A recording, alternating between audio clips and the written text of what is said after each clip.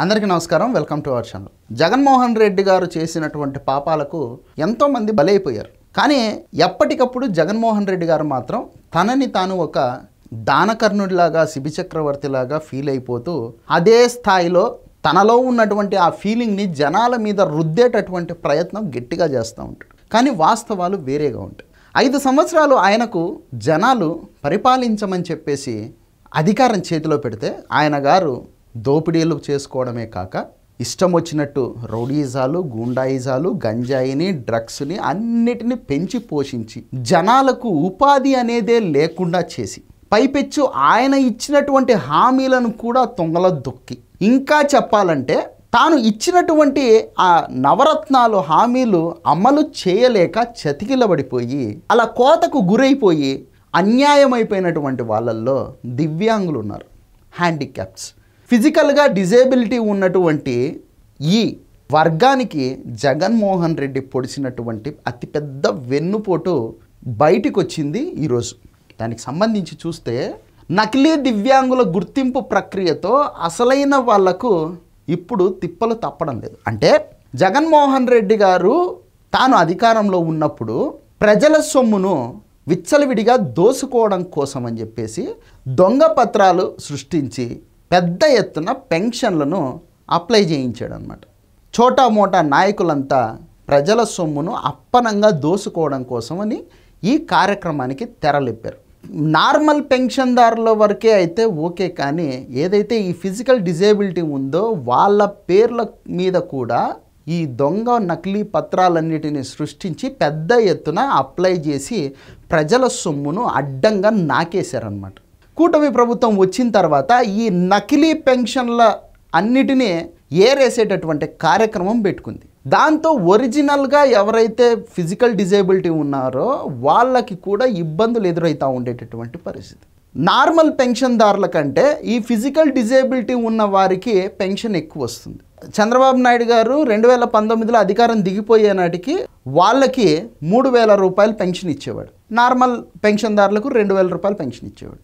జగన్మోహన్ రెడ్డి అధికారంలోకి రావడం కోసం అని చెప్పేసి ఈ ఫిజికల్ డిజేబిలిటీ ఉన్న వాళ్ళకు 4,000 రూపాయల పెన్షన్, అలాగే నార్మల్ పెన్షన్దారులకు 3,000 రూపాయల పెన్షన్ చేస్తానన్నాడు. సో 4,000 రూపాయలు ఫిజికల్ డిజేబిలిటీ ఉంటే వస్తుంది అని చెప్పేసి తెలిసినటువంటి వైసీపీ నాయకులంతా ఏం చేశారంటే దొంగ ఆధార్ కార్డులు, ఓటర్ కార్డులు, రేషన్ కార్డులు అన్నీ పుట్టించేశారు, అప్లై చేసేసారు. 5 సంవత్సరాల పాటు దొబ్బి తిన్నారు ప్రజల డబ్బులంతా.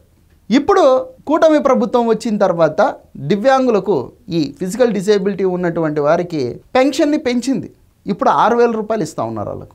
సో పెద్ద ఎత్తున వాళ్లకు పెన్షన్ వస్తుంది కాబట్టి అర్హత ఉన్న వాళ్లకు మాత్రమే ఆ ప్రజల సొమ్ము అందాలనేటటువంటి ఆలోచనతో నకిలీ పెన్షన్దారులందరినీ ఏరేసేటటువంటి కార్యక్రమం చేపట్టారు. ఆ ప్రాసెస్లో ఒరిజినల్గా ఉన్నటువంటి ఎవరైతే ఈ పెన్షన్దారులు ఉన్నారో, ఫిజికల్ డిజేబిలిటీ పెన్షన్దారులు, వాళ్ళు కూడా ఇబ్బందులు పడుతూ ఉండేటటువంటి పరిస్థితి.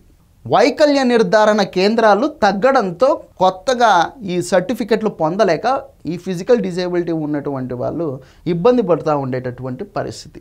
ఇక ఒరిజినల్గా ఎవరెవరికైతే ఫిజికల్ డిజేబిలిటీ ఉందో ఆ అర్హత కలిగినటువంటి వాళ్ళందరినీ కనిపెట్టడం కోసం అని చెప్పేసి మళ్ళీ ప్రభుత్వం పరీక్షలు మొదలుపెట్టిందనమాట. దాంతో 7.8 లక్షల మందికి కొత్తగా పరీక్షలు చేస్తూ ఉన్నారు. కాబట్టి ఈ సెంటర్స్ అనేది సరిపోవడం లేదు. ఇక ఈ ఫిజికల్ డిజేబిలిటీ ఉన్నటువంటి వాళ్ళల్లో పెన్షన్లు వచ్చేసి 6,000 నుంచి 15,000 రూపాయలు ఉన్నాయన్నమాట. 6,000 కావచ్చు, లేదంటే 15,000 రూపాయలు కావచ్చు. ఈ రెండిట్లో ఏదో ఒక పెన్షన్ని పొందుతున్నటువంటి వాళ్ళల్లో నకిలీలను గుర్తించేందుకు గత డిసెంబర్లో రాష్ట్ర వ్యాప్తంగా ఈ నిర్ధారణ పరీక్షలు అనేటివి జరుగుతూ ఉన్నాయి. 6,000 రూపాయల పెన్షన్ తీసుకునేటటువంటి వాళ్ళే 7.8 లక్షల మంది ఉన్నారు. వీళ్ళందరినీ తిరిగి పరీక్షించాల్సి రావడంతో వైద్యుల కొరత, డిజేబిలిటీ సెంటర్స్ కొరత వల్ల ఇబ్బందులు పడుతూ ఉండేటటువంటి పరిస్థితి. ఇక స్లాట్ కోసం కొత్తగా మళ్ళీ బుక్ చేసుకోవాల్సినటువంటి పరిస్థితి వచ్చింది. ఇప్పటికే పూర్తయిన వాళ్ళు కాక ఇంకా వేచి చూస్తూ ఉండేటటువంటి వాళ్ళు 40,000 మంది ఉన్నారన్నమాట. తిలాపాపం తలా పిడికుడు అని చెప్పేసి జగన్మోహన్ రెడ్డి గారు చేసినటువంటి పాపాలకు ఆయన గారిని ముఖ్యమంత్రిగా ఎన్నుకొని ప్రజలు చేసినటువంటి పాపాలకు ఈ విధంగా మనమంతా కష్టాలు పడుతూనే ఉన్నాం. జగన్మోహన్ రెడ్డి గారు చేసినటువంటి డ్యామేజ్ అది రికవర్ కావాలంటే మినిమం 10 సంవత్సరాలు పట్టేటటువంటి అవకాశం ఉంది. ఎందుకంటే ఇల్లు కట్టడం అనేది కష్టం, కానీ కూల్చడం ఎంతసేపు? జగన్మోహన్ రెడ్డి గారు ఆంధ్రప్రదేశ్ భవిష్యత్తుని ఆ విధంగా కూల్చిపడేశారు. ఇప్పుడు మళ్ళీ దాన్ని కట్టాలి అంటే ఎంత టైం పడుతుంది, ఎంత కష్టం దాని మీద మనం ఖర్చు పెట్టాల్సి ఉంటుంది, అలాగే ఎంతటి డబ్బుని మనం దాని మీద ఖర్చు పెట్టాల్సి ఉంటుంది. సో ఇది వీడియో నచ్చితే లైక్ చేయండి, సబ్స్క్రైబ్ చేయండి, షేర్ చేయడం మాత్రం మర్చిపో. Thank you.